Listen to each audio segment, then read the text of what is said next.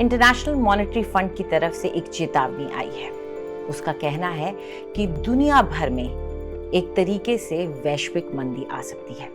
दरअसल IMF ने अपनी एक रिपोर्ट जारी की जिसमें उसने ग्लोबल ग्रोथ का जो फोरकास्ट, एक पूर्वानुमान वो करता है, उसमें कटौती की है। आइए आपको ये नंबर्स बता देते हैं।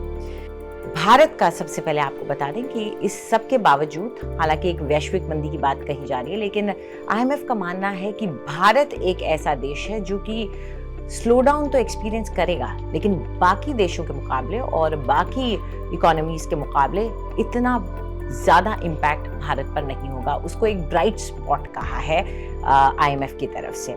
अब आपको बता दें कि भारत के अगर हम नंबर्स को देखते हैं तो ग्रोथ रेट जो भारत के लिए प्रेडिक्ट किया गया है 2022 के लिए, वो 6.8% का है। और इसको अगर आप समझना चाह रहे हैं तो अगर आप इसको कंपेयर करें 2021 से, तो उस वक्त 8.7% का था। तो एक काफ़ी भारी गिरावट हम देख रहे हैं। और आगे जाते हुए 2023 के लिए IMF का कहना है कि दुनिया भर के लिए और ज़्यादा बुरा हाल हो सकता है। जैसे कि उन्होंने कहा है कि the worst is yet to come, यानी कि स्थिति और बिगड़ सकती है। तो 2023 के लिए अगर आप भारत के आंकड़े देखें जो ग्रोथ के लिए कहे गए हैं, वो 6.1% है, यानी कि और ज्यादा नीचे गिर जाते हैं। इसका नतीजा क्या होगा? दुनिया में जब इम्पैक्ट पड़ेगा, ग्लोबल इकोनॉमी कॉन्ट्रैक्ट करेंगी, यानी कि सिकुड़ती जाएंगी, उन पर असर आएगा, तो स्लो डाउन होगा। और कहा यह जा रहा है IMF की तरफ से कि 1/3 ग्लोबल इकोनॉमीज, यानी कि एक तरह से आप मान लें कि 1/3 आबादी इस दुनिया की जो है उसको मंदी या रिसेशन की वजह से उसके ऊपर असर पड़ सकता है। पहले ही दुनिया के कई देशों में कॉस्ट ऑफ लिविंग बढ़ गई है।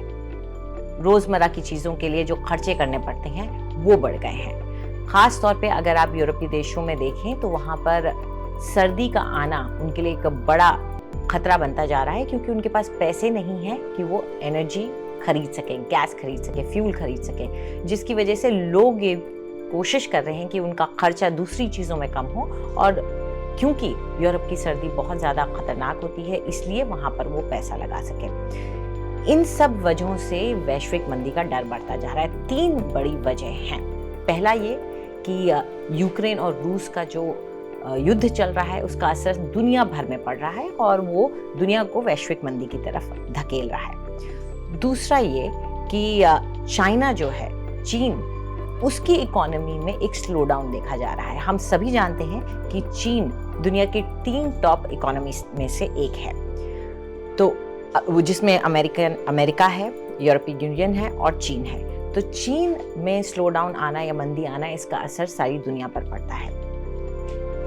तीसरी चीज जो है वो, जो कि हम कह ही रहे थे, वो है कॉस्ट ऑफ लिविंग का बढ़ना, जिसका सीधा लिंक रूस और यूक्रेन के युद्ध से है।